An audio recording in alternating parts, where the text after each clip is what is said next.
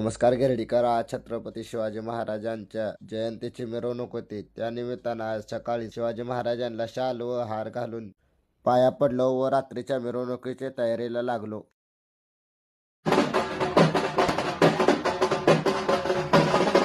मिरवणुकीच्या मूर्ती पूजा ही श्रीनिवास दादाकडे यांच्या हस्ते होती. घोषणा करून मिरवणूक सुरू झाली. तर चला मिरवणुकीचा आनंद घ्या.